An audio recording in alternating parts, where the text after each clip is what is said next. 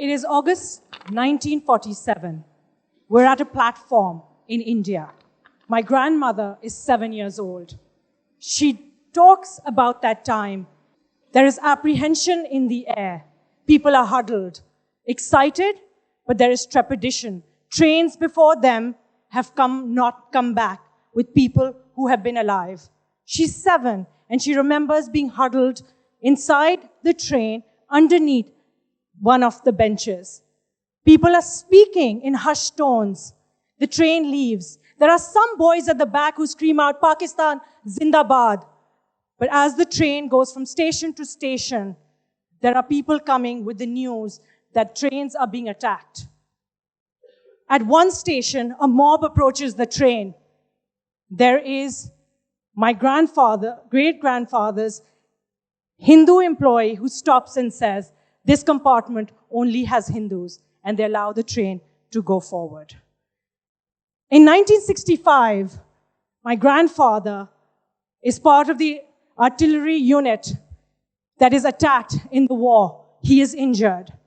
These are the stories that I grew up listening to on my dinner table, on the lunch table. These are the stories of sacrifice that my grandparents told me about Pakistan, about the hopes that they had when they left their homes with absolutely nothing, but hope that the country that they were going to go to, their new home, would be one of the best in the world.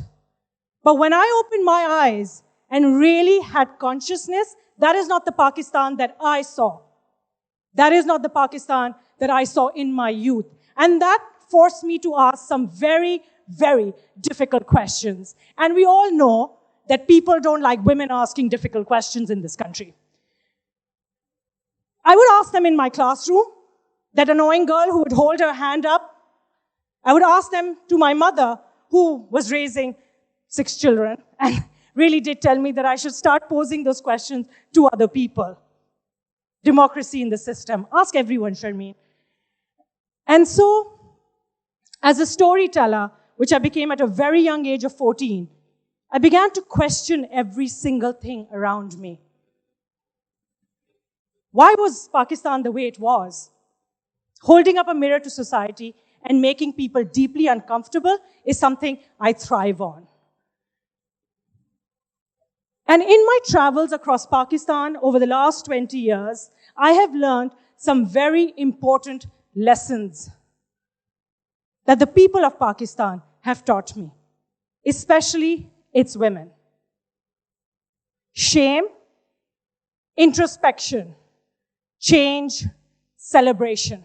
In a small town in Punjab, Pipalwala, Shaista Bukhari is a woman who works there. And I remember that village. Every house outside that village had a sign that said, "This house is free of domestic violence." Imagine. Have you ever seen a village like that in Pakistan?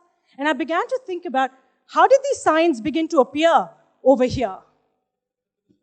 It was because Shaista Bukhari shamed the men in that village. That was my first lesson that I learned. Shame. Introspection. 2010, I found myself in Swat at the height of the insurgency.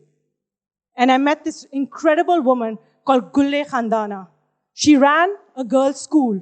She was the principal. At that time, girls' schools were being burnt down, blown up by terrorists. Gulle Khandana decided to get all of the elders together to have conversations. Introspection. What are we doing about the girls in our society? Do these terrorists speak for all of us? An important lesson I learned there. 3, change. Kohat has a training academy, which I recommend all of you to go when you are despondent about this country. You will walk into a vast ground with tall walls, with women scaling them. Women learning how to go through obstacles. Women who are learning to operate some of the biggest guns you'll ever see in your life. They form the anti-terrorism unit of the KPK government. They are the ones who lead some of the most dangerous expeditions and missions that are taking place in KP. And I met this young girl who spoke to me about the impact that her father has had on her. The women in her village do not go to school, let alone get jobs. They're married off very young. But her father stood up and decided to send her not only to school, but to the KP Military Academy to become part of the KP's police force. Now, when she dons that very crisp black uniform and her beret and goes back to her village, many young girls follow her and say, I want to be just like you. Change. Celebration comes from a group of young girls, Hazara girls in Quetta, whose family members have been attacked, blown up, and they have found hope in a football team that they have put together in Hazara, in the community. Without any footballs, without any uniforms, they came together, sheer determination to play games and win them. And that has taught them the importance of celebration. I think in these 4 lessons lie Pakistan's next 75 years. We have to learn to shame. We have to have introspection. And we need to talk about the change and then celebrate when that change actually takes place. Those are the lessons that I have learned from the people of Pakistan, and I have taken them and made them as part of my own work. In 2016, when I was nominated for my 2nd Academy Award, I knew that I had a small window to push the Prime Minister of Pakistan, to shame the Prime Minister of Pakistan, to force the Parliament to have deep introspection about honor killings, to push for change and eventually legislation. So in my award-winning speech, I told the entire world that the Prime Minister of Pakistan has pledged to change the law. Nothing like shaming people in front of 1 billion people. And then getting him to follow through, which they did. Shame, introspection, change, and celebration. And that is what I have been doing with putting up Pakistan's first mobile cinema that goes from village to village, town to town, across the country, taking stories with it for the men and the women. Every evening, it parks in a different town, and the community gathers together. Outside, the men and the boys watch films about men championing women, films about climate change heroes, films about minorities. Inside, women watch films about inheritance rights, about how to protect themselves, about how women should become spokeswomen, how women should join organizations, allowing women to have a voice.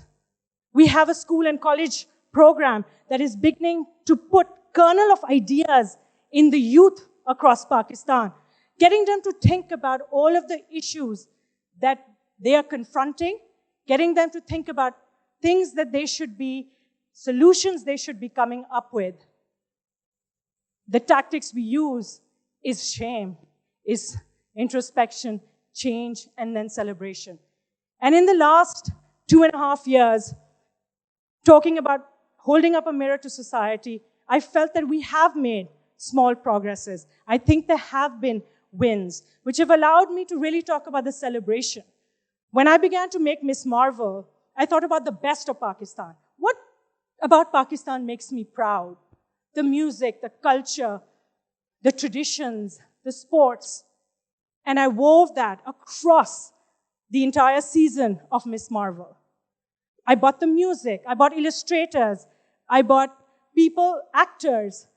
It was not just a Hollywood Miss Marvel production. It had so many Pakistanis who were intrinsically attached to that production. That is why I feel it was so successful, because it came from our heart. 2 years ago, my grandmother passed away due to COVID. And in one of the last real conversations I had with her, she said to me, as she would often recall, because I would prod her, about what it was like in the early years of Pakistan. And not far from here, she described a time, Christmas, where horse and carriage rides, ice creams, walking around, celebrating Christmas. She spoke about celebrating Diwali. She spoke about her Shia neighbors. She spoke about a Karachi that had hope. And then she closed her eyes and asked me whether I knew what that felt like.